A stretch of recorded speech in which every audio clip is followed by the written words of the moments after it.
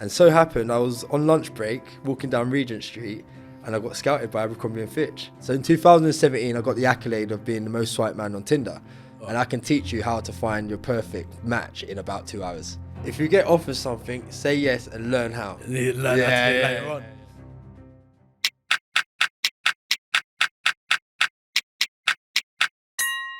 Stefan-Pierre, welcome. George, how you doing, man? I'm good, mate. Thanks for having me. Yeah, thank you for being here. It's an absolute pleasure. I'm grateful to be here too.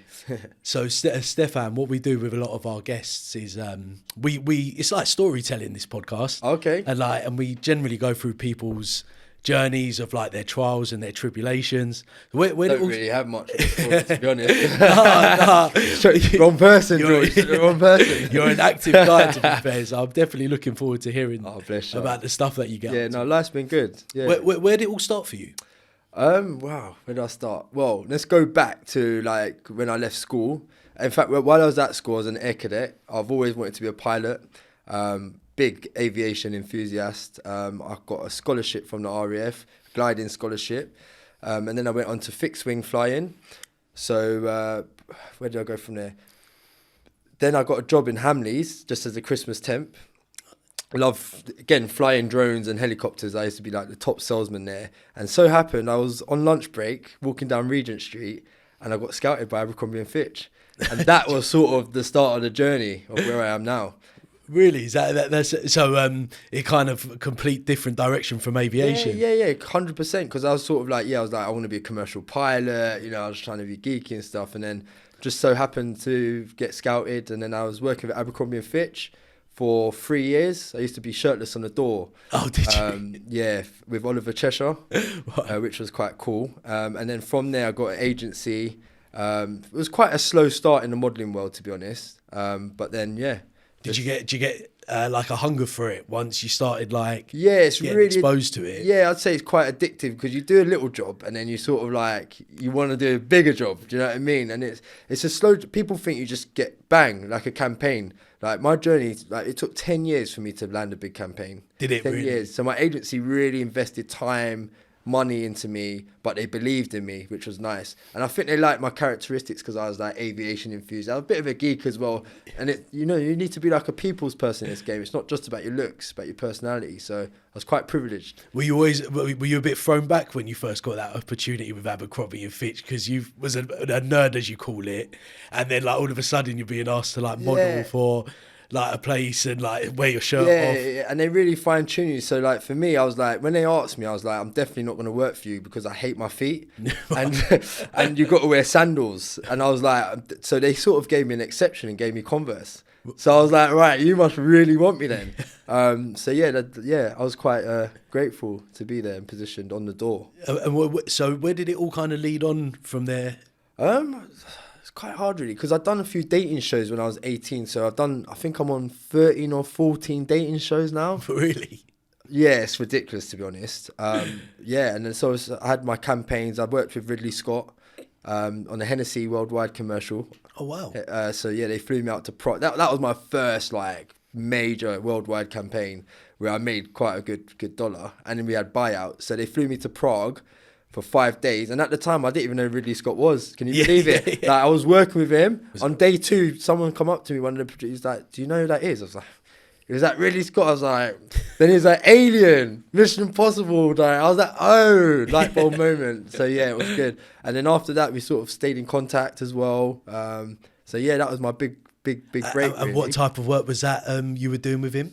Commercials, yeah. So he directed the Hennessy. It was sort of like a short film. Oh, was it? Okay. Yeah, you can check it out on YouTube. It's Hennessy Odyssey. Really? Yeah. That's wicked. Proper big studios, and there was all the special effects. You know how he makes his movies. Yeah. It was like that. It was like a movie. It was crazy. I'm definitely going to check it out. Yeah, it was good. It was a proper good set, man. And what did your life just spiral into this kind of world of a bit of fame, I suppose? Yeah. So obviously, I always wanted to do TV. Did you? Yeah. So obviously, I've done these stupid little shows.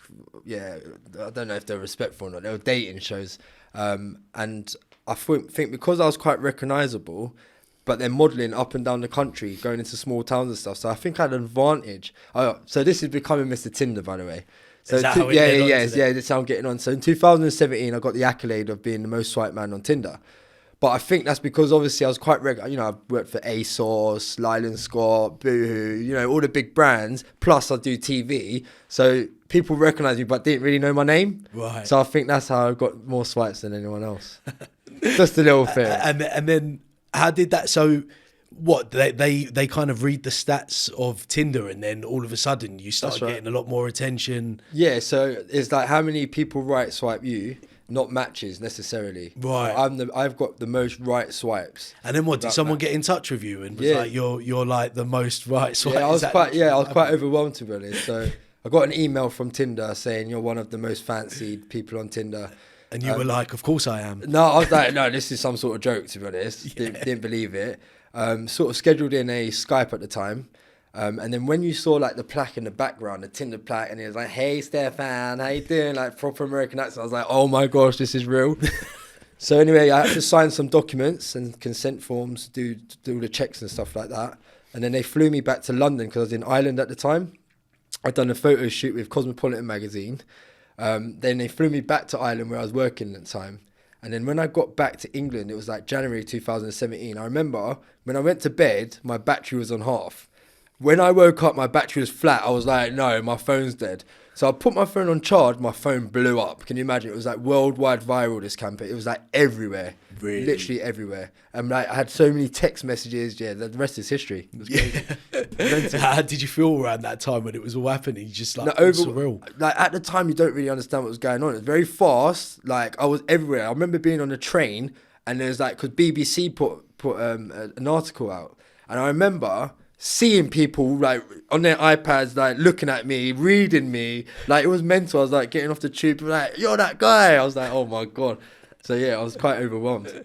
And what did it kind of like, did it create more opportunity for you in the process? Yeah, I'd say so. Yeah. So it kind of put me in a weird position because some brands didn't want to touch that sort of, you know, dating industry, but it got me quite a lot more TV shows where then I sort of monetized the Mr. Tinder and became a celebrity love coach. Right. So that's where I am now. So I'm like the love coach. I'm like the dating got Kwan. I'm like the love, So, the love guru. The love guru, yeah. It's going well. So yeah, I help men. So what's it take to be Mr. Tinder? Like what is it you need to do to? Oh my God. Well, do you know what it is? I think when you're on dating apps, it does become a bit of a game, and it gets quite addictive, doesn't it? So it's just about sort of like using the right pictures, you know, like knowing what you want to look for, having the right bios, knowing what time to go on as well. There's like peak times and stuff like that as well. Yeah, I can give you a few tips.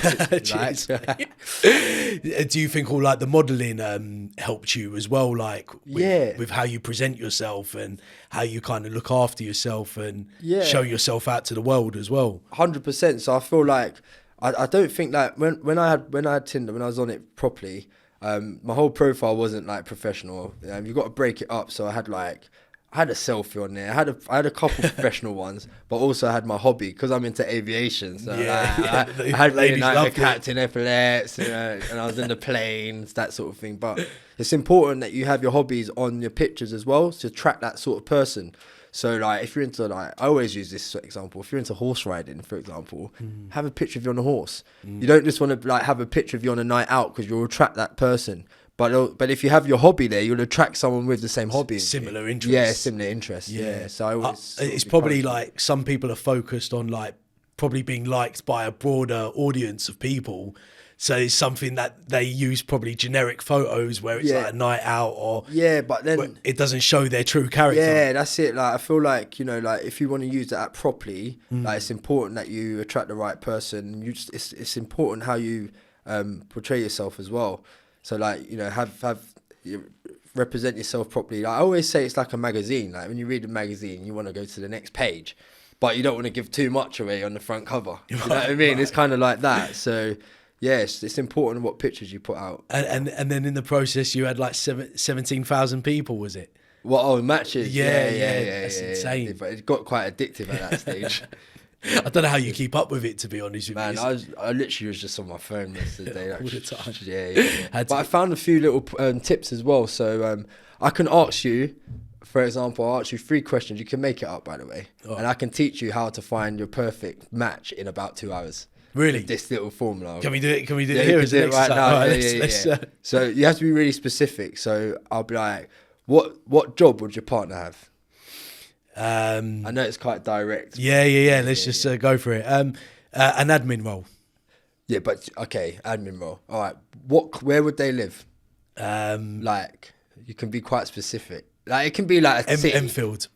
Enfield, all right. And then what age would they be? You can be like, yeah, from that age to that age. You can be like a 28 to 33. 28 to 33, all right, cool. So what you do is you find a good company which is well-paid admin role. You can Google that. Right. And then what you do, you get Tinder Plus. I don't know how much it costs now, probably about a tenner, which allows you to move your passport around anywhere. But you can actually move it to a specific location.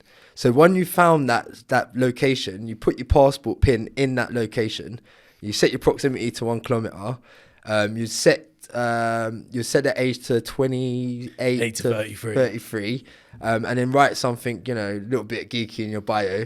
And I give it 2 hours of swiping. You probably will match that person. Is that what you Good do? for headhunting as well. Is it really? Yeah. So do you help through your kind of love coaching? Do you help people like navigate through all of that? Yeah, 100%. Yeah. So I sort of like find out their end goal, help them with their profiles, help them with like everything, the whole 360, to be honest. Do you? Yeah. Kind of go through it. It's fun. It's quite surprising, like, because some people have got a natural gift for certain things. Yeah. And like other people obviously need a little bit of help. Yeah. But when it comes to stuff like that, like if you're that keen on kind of following something up, then getting that support to do stuff like that, I think is... Man, that helps so many people. Like, honestly, it's a great gift. Yeah. Great gift. And it's lovely when you see success as well. Like, I've got some of my clients, they just like message me, they're sending me pictures of like them, they're coupled up, and really? It's just beautiful to watch, man. I love it. I get a buzz from it. So do you so you still do that today, do you? Yeah. So celebritylovecoach.com. Yeah. .co.uk, sorry. It's on your profile, I think. It is on my profile, yeah. Check it out. I'm on a new series as well, about dating apps. Oh, okay. It's called Swipe. It's a sort of like a, what do you call it? A comedy drama. Oh, right. Yeah, it's a comedy drama. It's gonna be funny as hell, man. And where's that coming out on? Well, I start filming in about 2 or 3 weeks. I'm not sure what platform it's coming on yet. Right, it's still early doors. Yeah, it's early doors, but yeah, there's something to look out for. And are you still doing your aviation? You still flying? Yeah, of course. Frozen at the minute. Yeah. You got to keep up with the hours and stuff like that. But I think next summer I'll be back at it full time, like proper. And how many hours have you done of? Got about 60 hours. 60 hours. About 60. What would you like about it so much?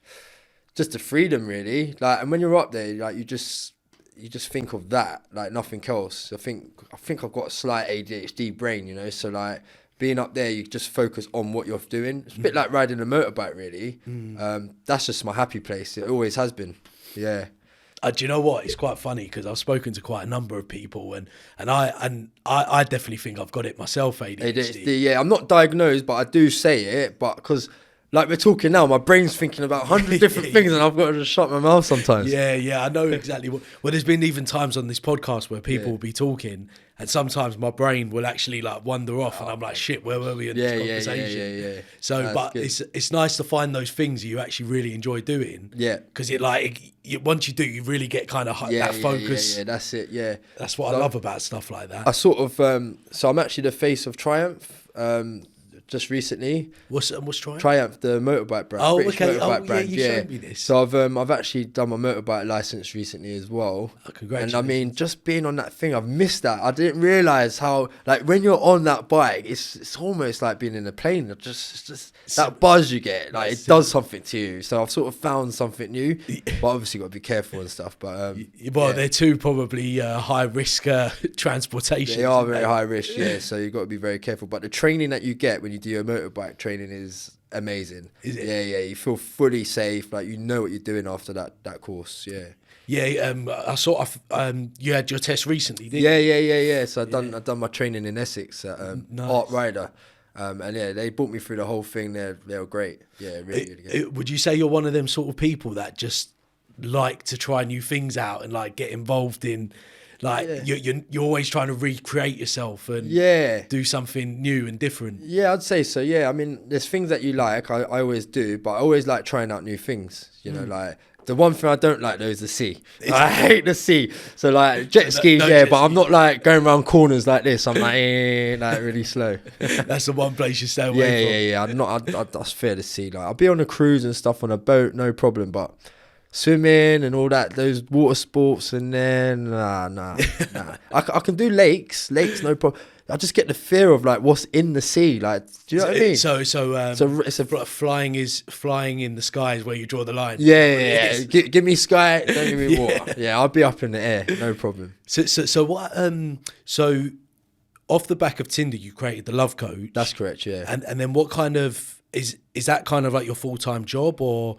Like, I feel like you do quite a lot of things. I do actually. It's mental when I think about it. So yeah, I've got a marketing agency. Okay. Called Blue Tick Marketing. So yeah, I do like engagement for clients, brands. We do influencer social media campaigns. We can build websites. We do whole 360, whatever you need. How did you get into that? I feel like so there was a lady called Amy who done my teeth. She was like a teeth whitening girl.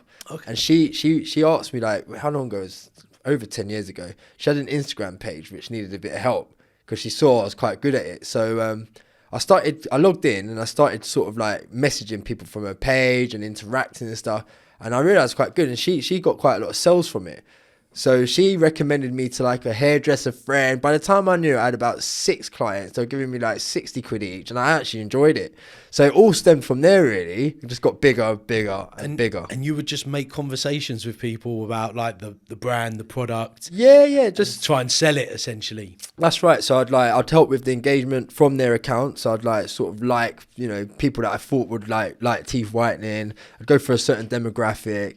And then I'd sort of help with content as well. I've done quite a few bits with her, but like the sales part, I actually made sales for her. So she then gave me commission plus my little monthly fee that I charge her, just trying it out. And it grew. So at one stage I had 80 clients. Wow. Yeah, 80 clients on the system. We had a company called iGrams, and we had automation. This was like 8 years ago. We were absolutely killing it in subscriptions.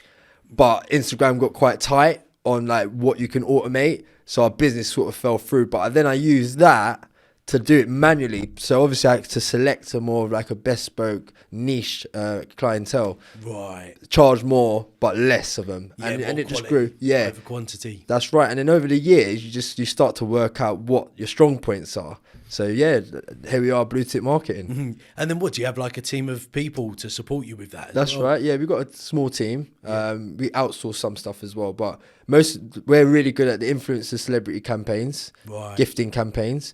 We're good at engagement on social media as well. Like we specialize in that, but we can make websites and do all the other stuff as well. Yeah. But I love it, man. I love making brands and making them grow and connecting. And I don't know how you find the time for all of this as well. Like you've got the love coaching, you've got the marketing, the aviation. Do a bit of trading here and there as well. Yeah, so that's a new project. That's a new project, yeah. So tell me about the trading, because I've always been a bit sceptical of you were saying, we spoke about it briefly before, didn't we? Yeah, because this is something new for you as well, is it? Yeah, I mean, I've always been into trading, but I've not actually learned it myself. I've got a really good friend of mine that's like, he teaches everyone how to trade, but I've never really had the time to fully like engage with it. I've sort of like dipped in and out. So yeah, me being an entrepreneur, I've put two together, and I've got signal groups called Tinder FX. So yeah, we're just vibing on that at the minute. And so how does it work for you? Do you help people make money? Does it also help you make money in the process? Yeah, of course. So of course it does. Yeah, no. So the actual people load their account up, they trade themselves. We're just giving signals, but it's coming from the top, which are regulated. But I make money from the group, so I charge people £25 a week to receive these signals, and that's where I make the money. Do you know what I mean? Right. Yeah, so they're winning, I'm winning. Yeah, basically. and has it been It's quite profitable for very everybody? very successful. Yeah, Yeah. so yeah, Oh, everyone's well seeing Kumbaya. That's good. And so, you know, what do you? I want to try and say, like, what do you do with your free time? Because I still know that you get up to other things besides these things as well. What else do you do with your time? I can't even think. My head's so. You know what though? Like when I wake up, I have a bit of a schedule, but I just go with the flow, man. Do you? Yeah, I haven't had management for about 3 months, so things have been super hectic in my head. But like when I wake up, it doesn't feel like a day of work for me. It's like I love what I do. I'm either shooting, I'm either seeing clients, I'm in the office working or making content or doing sales or doing something. Like every day I've got to do something and achieve something. Every day you grow bigger and bigger. But yeah, I make it part of my life. It doesn't feel like a day of work really. It's tiring sometimes, and you know, like you got expectations and you want to make people happy. But yeah, it's just lifestyle really. Do you ever see it as pressure as well? Does it ever get on top for you? Yeah. Like recently things have got very, very busy. I'm gonna need a PA soon. Yeah. I know that feeling. Yeah. Well, what do you do as well? Like when it does get, because we were speaking about this before. Turn my phone off. Yeah, airplane mode. Yeah, letting everyone know all your secrets today. No, I'm always contactable. Yeah, that's a good thing about me. 24 hours a day. But yeah, you're always on the go. Yeah, I just it's the thing is I'm a bit like that as well. But I think there's a lot to be said about having your rest and making sure you don't burn out all the time. 100%. Yeah, I agree. And I was kind of like curious about, because you're doing all of these different things all the time. Sure. How you manage your time, but then also how you give yourself time as well. Sure. Yeah. Because I think that's important as well. Yeah. It's You're always giving to everybody else. Yeah. And then you've got the challenge of also giving to yourself at the same time. But it's quite weird you say that, because like me growing up, I was like a single child. I've got a sister, but there's a big age gap. So I was always by myself growing up, and I hate being by myself. So at the same time, I love being around people and stuff, but also I know I need my own time, but I also get lonely by myself. So there's like finding a balance. Do you know what I mean? But we're getting there. 33 years old, I'm working it out. Yeah. It's quite funny about that, because I'm a bit like this as well, where it's like I give loads of energy out, and I like do loads of different things and spend my time and I get to this place where then I need to almost go into complete isolation. And like really recharge my batteries. And then get back out there again. 100%. I'm the same. And that's always the kind of balancing act in this game. Can I ask you a question? What do you do? Like, so like if you need that space and that, you know, that sort of isolation space, what do you do to get there? To be honest with you, I give it to myself. I think the difference is I actually don't mind my own company. Oh, cute. So I'm actually quite like you got to be a little bit careful, because you get too complacent in your own company as well. Sure. Okay. But there's been times growing up where I've actually found solitude in actually having my own private space to recharge my batteries because like.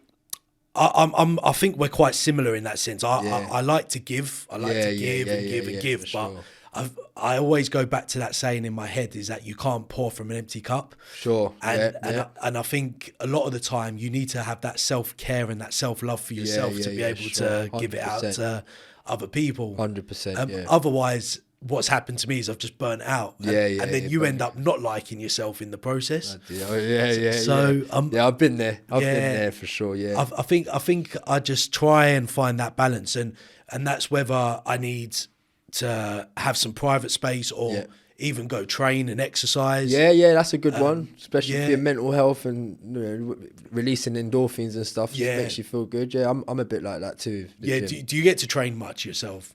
Yeah, so it's quite a funny one. Don't tell me you look like this and you're not. No, do you not? No, I try and do my push-ups and my sit-ups most days, but I've actually fell out of motivation in the gym. Like before, I could go there and just do it because I know I could do it. But you know, recently I've been so busy, I'm so tired. I need someone to push me. Yeah. Like I need the PT to push me, like one of my mates. Accountability. Yeah. And now I rely on it. So like if they're busy or like I just don't fit into the schedule, I just don't go. Yeah. Which is like, then I beat myself up. So do you know what though? I like that accountability side of things. Anyway, I think there's a hell of a lot to be said when you're doing something with somebody and you're on similar goals and paths as well. Yeah, it makes it a hell of a lot easier to stick to something. 100%. Yeah. I'm a team player. Yeah, I'm a team player. Exactly. I am. I'm a good team player. It's even like because I train at the boxing gym around the corner. Yeah, you had a fight, didn't you? Yeah. How was my it? Trophy. Way, come on, this one is that one there. Yeah. Yeah. Fit factory winner. Well that's done, it. Man. Cheers, thank you, man.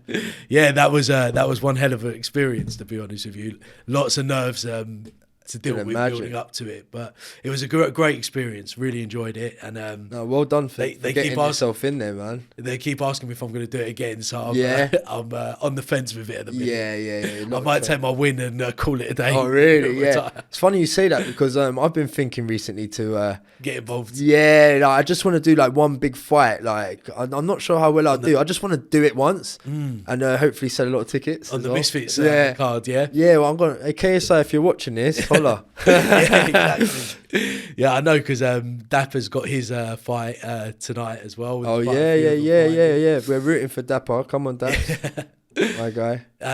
But yeah, going back to the thing of the training, like I found in this gym specifically, like because we train all together, a lot of us. That encouragement to keep going back and keep, and you don't want to let anyone down as well, right? That's the other thing. Yeah, you don't want to let other people down or yourself.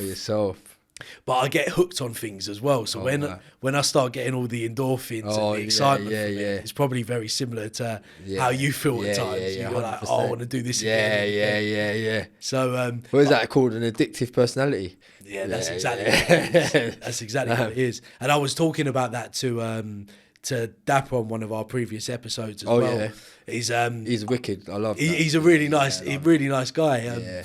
Good dad as well. Yeah, especially from what I see these days. Yeah, bless. But we were talking about addiction, and to be fair, I've struggled with addiction a lot of my life. Right, okay. Doing the wrong things. Yeah, of course, yeah. I think the thing I found, the beauty of it as well, is when you do stuff that's actually good for you, or you enjoy doing, you can actually like really appreciate it. Yeah, you really appreciate it, and you put your heart and soul into it, even like the aviation. Yeah, like, that's what I'm saying. That it's a good thing you said, because obviously I used to be a club promoter when I was growing up as well. Yeah, so I was burning the candle both ends. I was working in sort of Hamleys, Abercrombie, then I was doing like the nightlife as well, but it burnt you out. And so I kind of got into this routine of like going out and getting a bottle of vodka. And I thought about it the other day, and I was like, I've only just really stopped it in the last 4 years before lockdown. Like that's when it stopped. That was a lot of years of drinking Grey Goose and Belvedere, like most nights. So like it's really nice to have a week where you just don't drink, not in a nightclub or a bar, and you're just doing things that make you happy without sort of that drunk like drinking game. It's obviously part of growing up, but I mean, I found it a bit self-destructive in the end, if I'm honest with you. I think that's kind of the thing when you've got an addictive personality and you find things, whether they're good or bad, you can kind of suck the life out of them, and if they're bad, it can become quite self-destructive. I can relate there. That's why I barely drink anymore. Good for you, man. I'm sort of on that path. Place as well. But the thing is, when you're as busy as you are as well, you can't afford to be drunk every weekend and stuff like that. You got to keep once a fortnight for me now. Is it about once a fortnight? Yeah. Which is good for me because I was going out every night, and what's really hard as well is like if I go to an event. Like, I'll go. There's about 2 or 3 a week. I try and select the ones that I really want to go to, but they give free alcohol out as well. Do you know what I mean? You've got drink sponsors, so they're like, here you go, and it's you do one, you're like, I'm only gonna do 1 or 2. Then it ends up 3 or 4, and then when the event finishes at 9, you want to go out. So like I've sort of got to a space now where I don't drink. Like I don't touch it, and then I'll just wake up 6:30 in the morning the next day. Do you know what? It's a bit like Pandora's box for me because I have one drink, and once I start getting the taste for it, all of a sudden, like 6, 7, 8 drinks in, 0 to hero, 0.2 seconds. So I have to really kind of limit and tame it. But I think that takes a lot of discipline. It does, and like I'm getting there. Like I'm like, right, if I get the last train home now, like, you know what I mean? I'm not getting like Ubers at 2 or 3 in the morning. That for me is a big step. It is a big step, man. That's getting good. That last train home, and I'm doing well with it, man. Because that's always a thing I've found. I think one thing I have a lot of respect for people for is when they can still do that and be in the environment still. Because when you're in the environment and you're almost like, oh, have it. It's a lot harder to have that willpower. It is hard. I think because I'm so busy with my work, podcasting, with my training, the environments I'm in don't really cater for that type of lifestyle all the time. So true, no, it's true. Because when you say like you go to these events, I've seen you quite a number of premieres recently. So I went to the Marvel one last Wednesday, the new Marvel film. Do you know what? Like, I was never really into Marvel, like, but for some, like, when they're doing all the superheroes, especially, I actually like, oh my gosh, I love it. Like, the CGI and everything was like on point, like really good. So how comes they invite you to these sort of places? I don't know. I don't actually know. Be the face. I just feel like, because I'm a model, quite fashionable. Quite relevant in the press. Is it because you got a following as well? That so it promotes the movie. The press they like talking about me.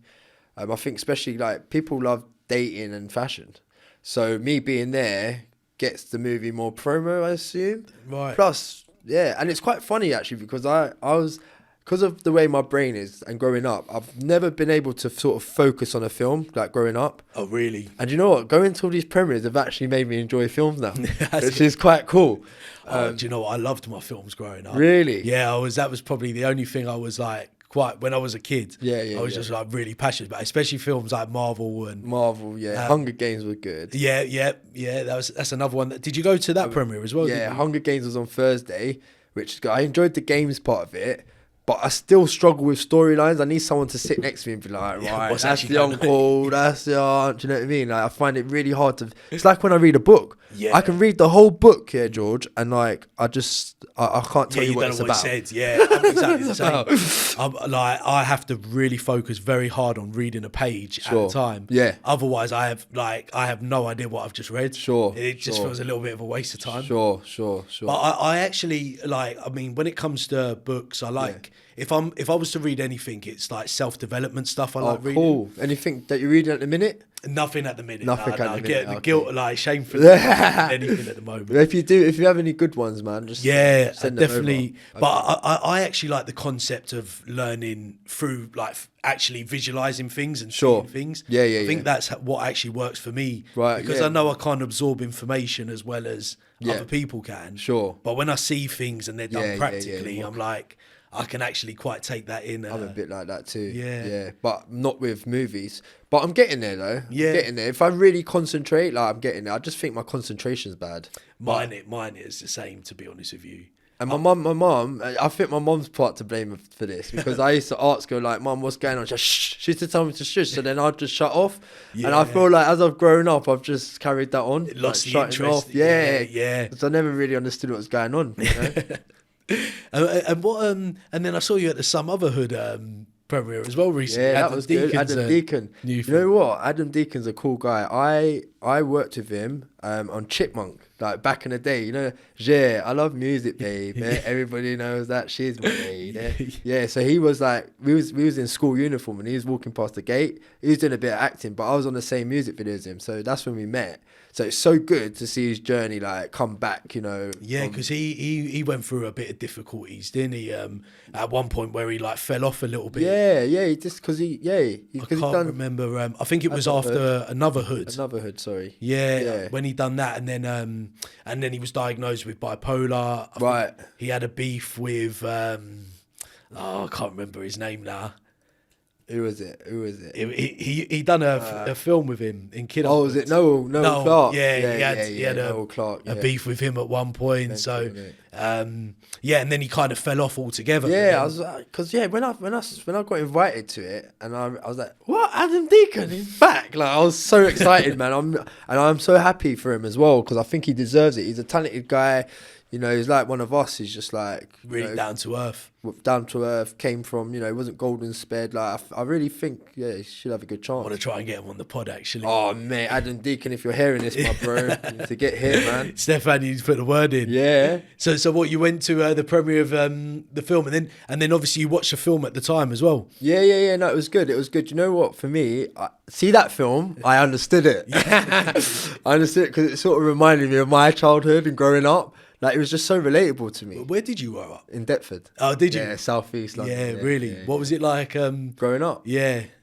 Was it quite cool. Ghetto? Yeah, it was quite ghetto. Yeah, so you had like all the estates and stuff. Like, I lived on the main roads and stuff. But yeah, I had a good mum, so yeah. So I was alright. I kind of escaped the madness, Yeah. And then I got into scouts and cadets. I always had some geeky thing going on the side. So I was sort of like, I escaped the street. She kept you on the path. Yeah, she kept me on the path, man. So yeah. Well, I don't doubt as well that you wouldn't want to go against your mum as well. Like, she's probably a tough lady when she needs to be. Yeah, well, she brought me up, so I suspect she is. Yeah, 100%. Yeah. So what's kind of like going on for you these days? Like, what are you up to on your journey at the moment? Yeah, so I want to get into acting a little bit more, get on the big screen. Okay. Obviously going to all these premieres and rubbing shoulders with all the big directors and stuff.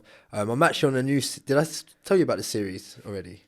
If I did, anyway, I'm on a new drama comedy called Swipe. Swipe. Yeah. It's on dating apps. I got the script a few days ago, so it's like my first like learning the script. But I'm acting as myself, so. Oh, really? Yeah, so it's a good start. Are you portraying yourself? Yeah. Are you? Yeah. So you're basically Stefan. Yeah, on I'm screen. basically Stefan. Yeah, but obviously I've got script, but. Yeah, I should be able to remember it because it's about me, isn't it? It's you. Yeah. Nice and easy. I didn't tell you that part. So how are you getting into the acting? Like, obviously you're rubbing shoulders, like you said. Have you done any type of films or anything in the past, or is this something like quite brand new for you? Do you know what's really funny? Because you mentioned Noel Clarke earlier. I was in his rom-com called The Knot. Oh, okay. Yeah, I had a cameo piece in that. Like, that was a few years ago. Was it? But I've done a lot of TV commercials. I've done about 6 TV commercials. So I've got that. And I've done, reality TV shows. I've done, like, little sketches on, like, daytime TV and stuff. So I've got it in me. But I just want to be on, like, Hollyoaks or something. Or like Emily in Paris. Like, I can see myself on something like Emily in Paris. Big up Lucian. Yeah. How do you find the time to do all of these things that you want to do? Like, you've got the marketing, you've got the dating coach. Like, have you got like a strong team around you? Yeah. So everything's split into different teams. So like for me, I like to focus on me, but like when I've got a manager, I sort of tell them what direction I'm going in, and they do it for me. And it's me. It's just about sort of connecting. I'm more like of a connector now. Like, I'm just like the middleman, and I just like just delegate really. Yeah. You like innovation. You like like starting new things, trying new things out. That's right. Like Richard Branson says, if you get offered something, say yes and learn how. Later on. You met him, didn't you? I did meet him. Yeah. How did that happen? It's quite funny because obviously I've always been into aviation. My mum used to take me on Virgin growing up. I used to get my little bag and stuff. I used to buzz. And because my birthday's on the 4th of July, Independence Day, she used to fly me to America. I thought everyone was celebrating my birthday. Anyway, I'm a big fan of Richard Branson. My sister made me write into him one day, and he wrote back with a signed autobiography. What, first time? Just wrote First time, and I was only about 6, I think. I can barely remember it. But so I've always been a fan of Richard Branson. And then, like, I had an opportunity. I can't remember how it came about. I had a friend of mine that was working with him on the Virgin cruise. He was doing all these media video stuff. And he invited me on a cruise for 2 weeks. Done a bit of work with Virgin. And one day, he asked me if I want to have breakfast with Richard Branson because he knew I loved him. And there he was. I was having breakfast with Richard Branson, man. Yeah, it was good. What was he legend. like? It was he? Man, he's a lunatic. Absolutely. Even though of his age, he still bounces around. Like, we was up on the top deck and he just done 10 chin-ups like that. Like, I was like, mate, how do you do that? He's proper strong, man, minded and physically. Yeah. Yeah. Man. He seems like quite a character to me. No, he is. He's a legend, true legend, man. Just the way he walks as well, like he's got something about him. What you know he's I mean? achieved is Absolutely. It's been incredible. I think you need to be a little bit crazy though. Yeah. To achieve what he has. Yeah, Like, for sure. It's quite funny the length, the kind of the places people go in life.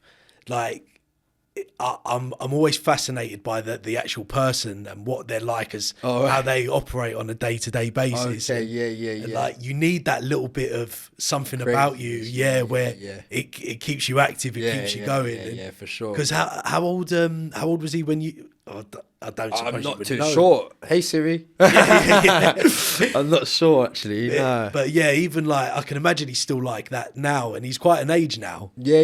He's getting on a bit. But you need that kind of like oomph behind you, that energy behind you, yeah. with like anything that you're passionate about. Yeah. You need that. So like he's a cool dude to aspire to be like. Yeah, 100%. And one thing that I love about him, every time you speak to someone that works for, whether it's Virgin Atlantic or Virgin Voyages or anything to do with Virgin, they say how amazing Richard is as a boss.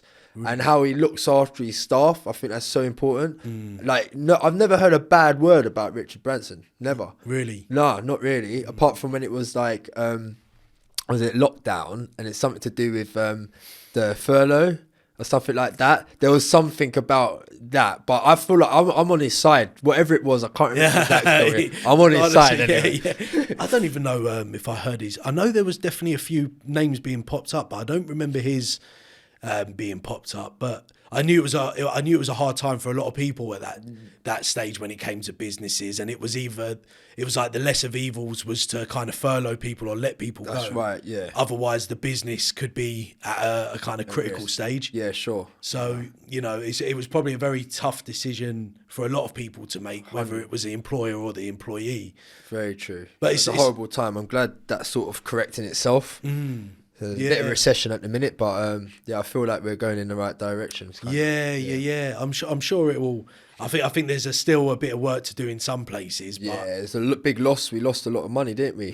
Government and stuff. So like, it feels like we're paying that back. We are. Yeah, we are definitely paying that high back. taxes and everything. So what would you say like the highlight has been for you on your journey so far? Like with everything that you've achieved and all the stuff that you're doing, what would you say like the biggest milestone for you has been on this? You know what? Just being just growing as a person and being more focused and like nothing materialistic. It's like for me, it's just growing because I was always like needed people like, Mom, can you help me? Or I always relied on people like me. Just growing up as a human and being able to focus and being on the straight path is a highlight for me, man. Is it? Yeah, honestly. And being able to communicate better as well, because I always found it hard to communicate with people.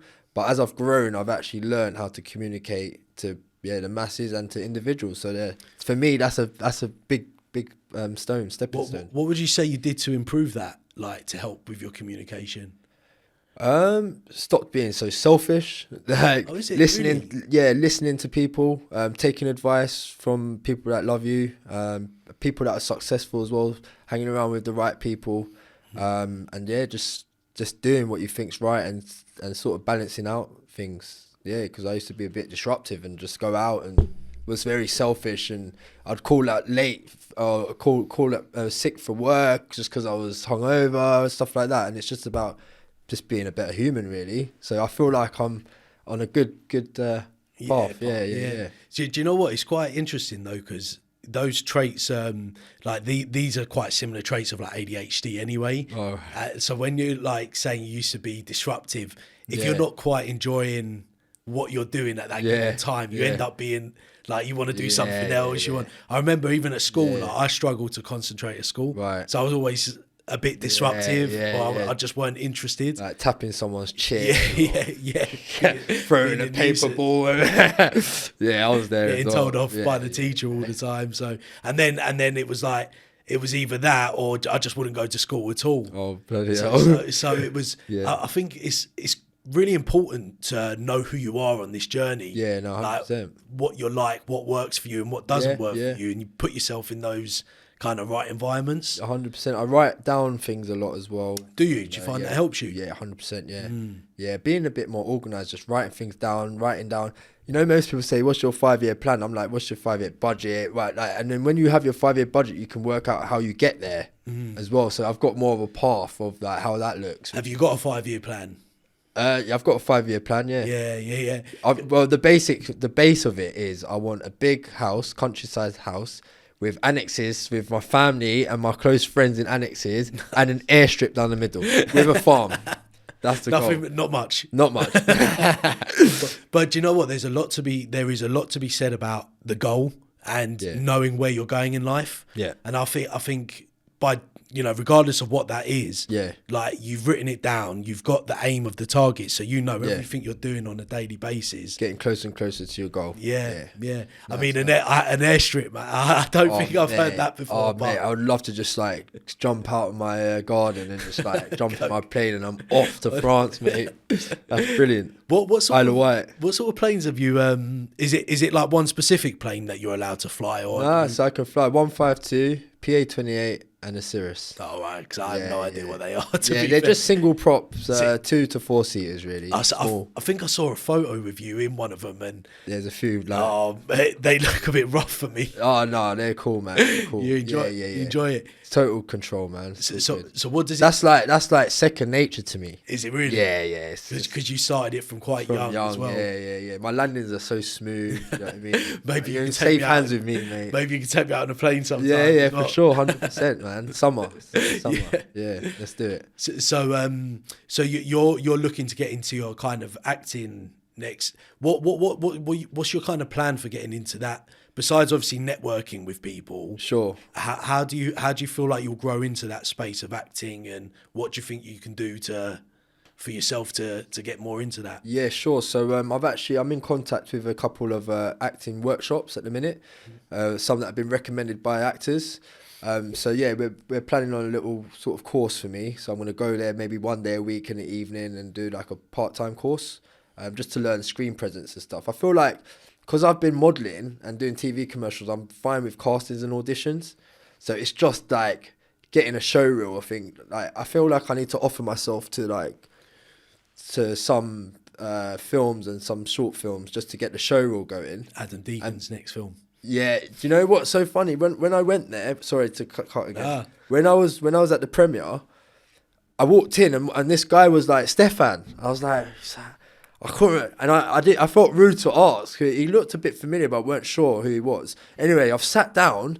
You know, when everyone comes on the stage, this guy that said Stefan walked across the stage, and then so I waited for his name, and then I Instagrammed him, and he was following me. So he was one of the producers.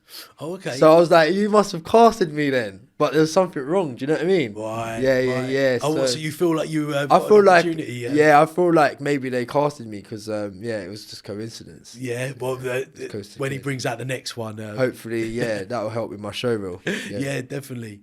So, and what would you say has been the kind of hardest challenge for you on your journey so far? So you've had you've kind of spoke about your journey of growing and developing. Yeah. What would you say the most challenging thing for you on this journey's been so far? It's quite a hard one, man. I feel like being patient, because like I knew it took 10 years for my modelling to get to where it is today. I've been signed for 15 years now, but it took 10 years of those 15 years to like actually make it a career. So I know what hard work it takes to get something. So like I think the hardest part now is knowing I want to be like on the big screen as an actor. I know if it took 10 years to be a model, maybe I cut half of that, but I need to put in that hard work to get to the next stage, and I'm prepared to do that. I can fully relate to you on that as well. Yeah. Even since starting this podcast, it's like you see some people that have started their own podcast and they have blown up overnight, generally because they've got quite a big following. But when we've started this from literally absolutely nothing, the quality's been good, the videographers have been amazing, like the guests we've had on have been amazing. Thank you, man. The host is amazing. But you can do all of these things, but you can't actually like rush the process of the growth. Sure. Yeah, no, of course. And I found in my previous business, I was working in that industry for 17 years before something actually like big actually ended up happening for me. Sure. Yeah, 17 years, you know what I mean? Things take time, don't they? A long time. They do. I have to keep reminding Real myself. things, like the longevity stuff, they take time. Nothing. Things meaningful, yeah. Yeah, definitely. What they say, Rome wasn't built overnight. Yeah, that's you know right. what I mean? Like, that's a good saying. It makes sense, right? Yeah, and that's a challenge even I find with this is sometimes you're looking at things and I don't know about everyone else, but you fall into that hole of you want instant results all the time. All the time. And builds up. And I think what I'm actually trying to reframe my mind of doing is reminding myself of where you come from. Sure. Always about like not where you want to get to. Yeah. It's not always about getting to the end destination. It's about where you've come from. What route you're going to take as well. Yeah. About the journey. Yeah, the journey. Yeah. That's a good way to look at it, man. Yeah. Sometimes, you know, a funny one is some people go, Steph, how are you? And I go, I still got a pulse. They look at me like, I'm like, yeah, I'm happy. I've got a pulse, man. They go, Simple. Actually, yeah. Because everyone goes, yeah, I'm okay. What does that mean? Yeah. I'm okay. Like, well, I'm grateful I woke up this morning with a pulse. 100%. You keep it simple, right? And like, you got a roof. My dad always used to say, as long as you got a roof over your head, you got your health and stuff like that. Watered, you're fed. Yeah, then the rest is all a commodity. Like, we're all really lucky in that sense after that. 100%. I agree with you on that one. So I mean, it's been a great having you on. And if you were to give anyone advice, like getting into doing something of their dreams and following something, what would you tell them? Yeah, so for me, I had role model like Richard Branson, followed his footsteps, read some of his books, listened to a bit of his sort of podcasty stuff he does.